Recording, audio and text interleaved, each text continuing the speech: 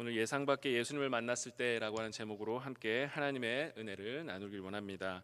여러분, 오늘 우리가 읽은 이 본문은 요한의 제자들이 이 모든 일을 요한에게 말했다라고 하는 이야기를 시작으로 이 본문이 시작됩니다. 자, 그런데 여기서 말하는 모든 일이라고 하는 것은 무엇일까요? 가깝게는 앞에 나오는 본문인 백부장의 종을 고치는 그러한 일일 수도 있고, 과부의 아들을 고치는 그런 일일 수도 있습니다. 그러나 누가복음 3장 20절의 말씀을 보면 세례 요한이 헤롯에 의해서 감옥에 잡혀 있는 그러한 상황이다라고 하는 것을 알 수가 있습니다. 그런 점에서 미루어 보면 이 모든 일이란 세례 요한이 직접 볼 수 없는 상황, 감옥에 갇힌 바로 그 이후에부터 예수님께서 하신 그 모든 행적들을 포함하는 이야기라고도 볼 수가 있겠습니다.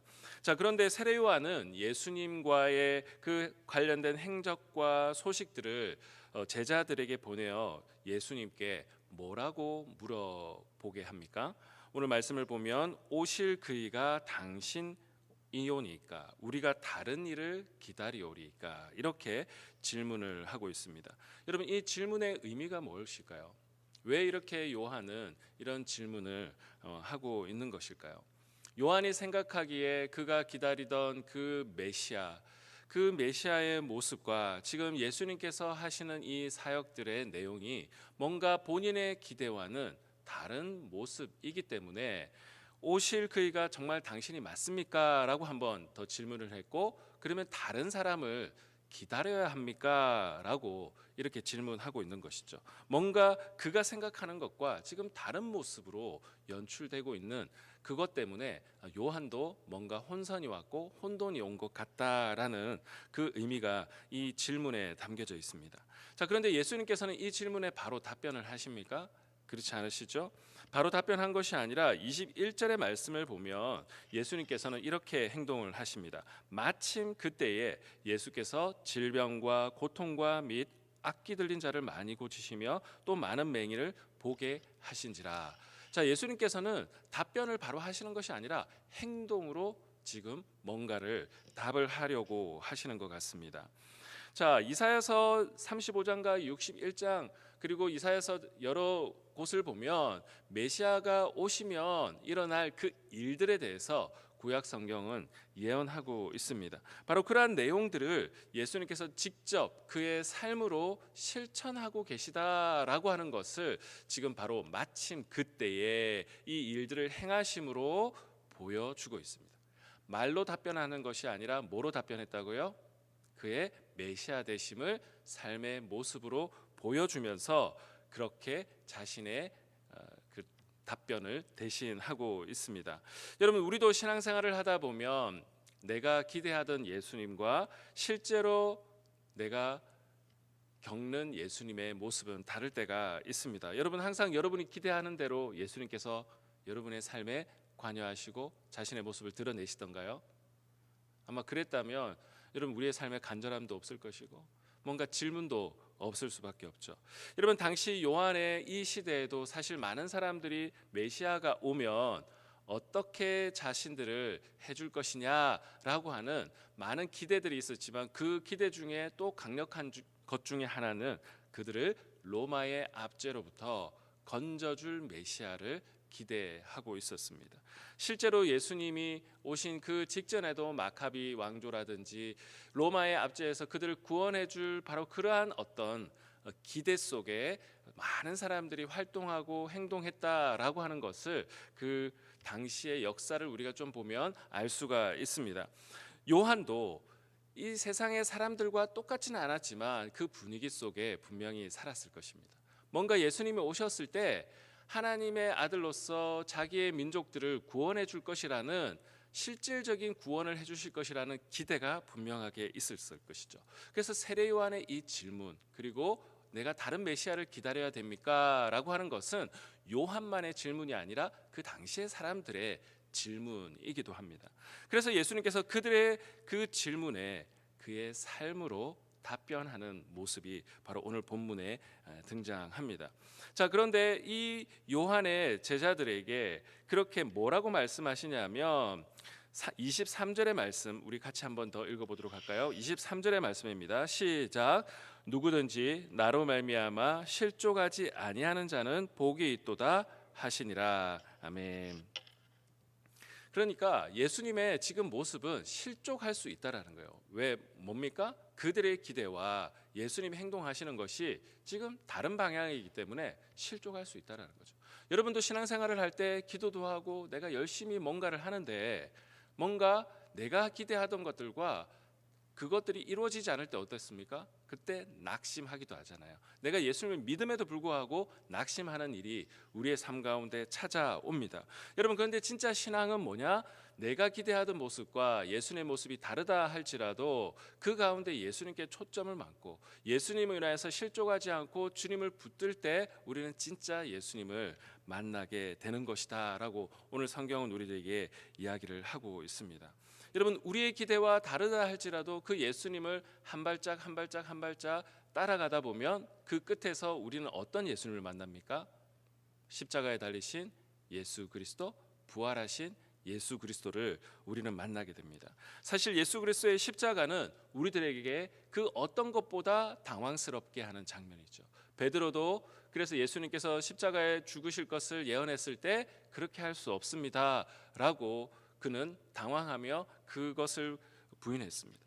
그리고 모든 사람들이 예수 그리스도의 그 십자가 앞에서 다 떠나고 예수 그리스도를 부인했습니다. 사도 바울도 사실은 그 당시에 고린도 교회 그리고 그 초대교회의 많은 사람들이 예수 그리스도의 그 십자가를 거리끼는 것이고 미련한 것으로 생각했다라고 하는 것을 알았습니다.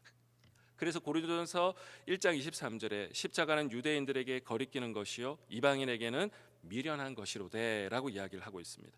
그러나 바울도 그 예수 그리스도를 부인하고 믿는 자들을 핍박했지만 그는 예수 그리스도의 그 십자가야말로 하나님의 능력이요 지혜다라고 하는 것을 경험했습니다. 여러분, 사실 그때 당시에도 예수님을 믿는 자들에게도 뭔가 그 이러한 사회적 분위기의 부담을 가지고 있었고 그것 때문에 신앙에서 이탈되려고 하는 움직임들이 있었기 때문에 바울이 그들을 꼭 붙들어 주려고 이 고린도 서신을 썼습니다. 여러분, 우리가 예수님을 우리가 원하는 기대와 다른 모습으로 예수님을 경험한다 할지라도 우리는 성경에 있는 이야기를 쫓아 예수 그리스도를 따라가야 되는 줄로 믿습니다. 그렇기 때문에 요한이 생각하던 그 기대가 달랐을 때 이사야서에 그 예언하던 그 구약의 모습을 예수 그리스도가 보이심으로 그들이 잊고 지내던 바로 그 메시아의 진짜 모습을 그들에게 리마인드 시켜줍니다. 여러분, 오히려 우리가 신앙생활 할 때 내가 원하는 모습으로 삶이 펼쳐지지 않을 때 그리고 그러한 모습으로 예수 그리스도가 경험되지 않을 때 여러분, 오히려 하나님을 붙들고 기도하는 자들에게 진짜 예수 그리스도의 모습, 내가 놓치고 있던 예수 그리스도의 모습을 경험하게 될 줄로 믿습니다. 바로 그러한 축복이 저와 우리 모든 성도님 가운데 있기를 주 예수 그리스도의 이름으로 축복합니다. 자, 그런데 요한의 제자들이 떠나고 나서 요한은 제자들에게 요한에 대해서 이야기하는데 그 핵심 결론은 무엇입니까? 요한이야말로 진짜 사람들이 낳은 자 중에서 큰 자다. 28절에 이야기하죠. 그러나 하나님의 나라에서는 지극히 작은 자라도 그보다 크니라. 이렇게 이야기를 하고 있습니다. 여러분, 요한을 예수님께서는 분명하게 인정하십니다. 그래서 요한에게 세례도 받으시죠. 자, 그런데 요한의 방식과 이제 전혀 다른 방식의 우리의 신앙의 패러다임이 등장하는데 바로 그것은 예수 그리스도를 통하여서 믿음으로 구원을 받는 하나님 나라의 역사가 펼쳐지기 시작합니다. 물론 이 일들이 구약에도 없었던 것은 아니지만 예수 그리스도의 십자가와 부활의 사건을 통하여서 우리에게 확실한 길을 열어주었습니다. 바로 세례 요한은 우리들에게 그 예수 그리스도의 길을 예비했던 광야에 외치는 자가 됐다면 이제는 예수 그리스도를 통하여서 믿는 그 하나님 나라가 우리의 삶 가운데 오는 새 길을 여시는 분은 예수 그리스도고 예수 그리스도야말로 진짜 구원의 길을 우리들에게 활짝 열어 주신 분. 그래서 그가 죽으셨을 때 성소의 그 휘장이 찢어지면서 우리에게 새로운 길을 여시는 하나님의 사건이 일어났다라고 하는 것을 복음서가 우리들에게 분명하게 다양한 모습으로 보여주고 있습니다. 그래서 오늘 예수님은 요한이 정말 위대한 선지자다라고 하는 것을 인정하면서도 그의 분명한 한계를 인정하시고 이제 예수 그리스도를 통해서 우리들에게 보여주시는 새로운 하나님 나라의 그 일들을 우리에게 주목하도록 요청하고 있습니다. 여러분, 십자가와 부활의 복음으로 이루어진 새로운 하나님 나라의 그 일, 완전히 새로운 그 일들은 예수 그리스도의 십자가와 부활로 이루어지는 그 일임을 우리는 믿고 예수 그리스도에게 날마다 집중하시는 저와 우리 모든 성도님 되시기를 축복합니다. 자, 그런데 그때 당시에도 구약을 가지고 있었고 하나님을 믿는다라고 했던 한 부류가 등장하는데 바로 그 사람들은 바리새인들과 율법 교사들이었습니다. 그래서 이들을 향하여서 예수님께서 뭐라고 비유하냐면 이렇게 비유합니다. 우리 읽지는 않았지만 성경 가지고 계신 분들은 31절, 32절 같이 한번 읽어보도록 하겠습니다. 시작. 또 이르시되 이새 사람을 무엇으로 비유할까? 무엇과 같은가? 비유하건대 아이들이 장터에 앉아 서로 불러 이르되 우리가 너희를 향하여 피리를 부르도 너희가 춤추지 않고 우리가 곡하여도 너희가 울지 아니하였다 함과 같도다. 자, 그런데 29절 30절에 보면 바리새인들과 율법 교사들의 이야기를 하시면서 33절 34절에 보면 이 율법 교사들과 이 서기관들은 어떻게 행동했냐? 요한도 받아들이지 않고 예수 그리스도도 받아들이지 않았다라는 것을 볼 수가 있습니다. 이들은 그 무엇을 가지고 하나님께서 마지막 구약의 마지막 선지자인 세례 요한을 통해서 회개의 이야기를 했음에도 불구하고 듣지도 않고 예수 그리스도가 와서 치유하고 회복하는 이 사역을 했음에도 불구하고 그들은 그것을 받아들이지 않았습니다. 그래서 33절에 세례 요한이 와서 떡도 먹지 아니하고 포도주도 마시지 아니하매 너희 말이 귀신이 들렸다 이렇게 이야기합니다. 그런데 또 인자는 와서 먹고 마시매 너희 말이 보라 먹기를 탐하고 포도주를 즐기는 사람이요 세리와 죄인의 친구로다 하니 이렇게 이야기를 합니다. 그러니까 이들은 정말 진리 자체에 대한 관심이 아니라 뭐요? 그들은 그들의 힘과 파워와 그들의 세력을 지키는 것이 중요했습니다.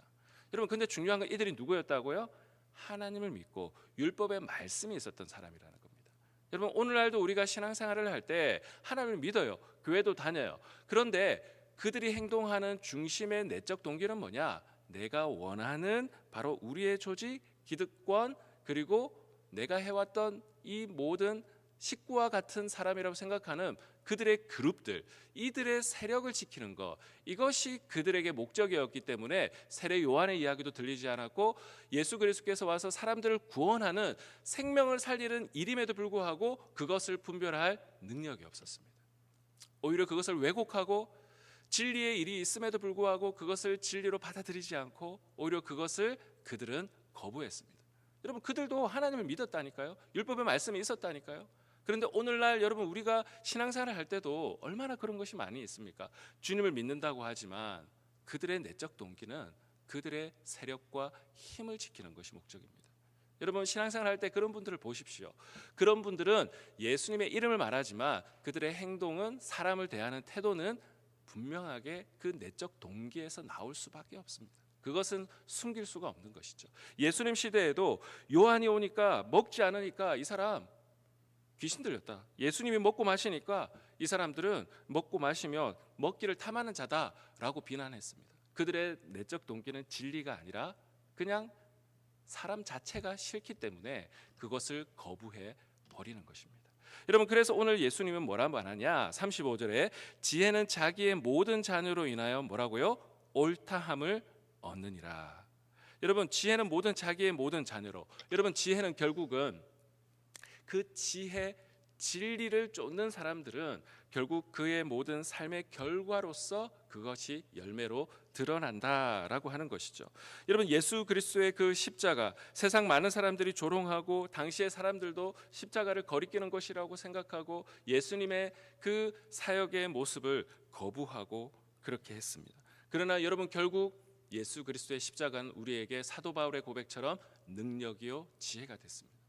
여러분, 진짜 사람을 변화시키는 사람들은 핍박과 조롱 속에서도 진리를 붙들고 있기 때문에 그것을 감당하며 사람들을 위로하고 진리를 쫓아 한 걸음 한 걸음 나아갑니다. 그런데 여러분 진짜 그 결과는 그 십자가의 길을 걸어가고 자기를 부인하고 그 사람을 살리고 구원하는 그 가치를 쫓아 살아갔던 사람들은 그 결국에 진짜 십자가와 부활을 그의 삶 속에서 경험하게 되고 결국 지혜의 열매, 그 진리의 열매, 십자가의 부활의 열매가 그들의 삶에 드러나게 되는 것이죠.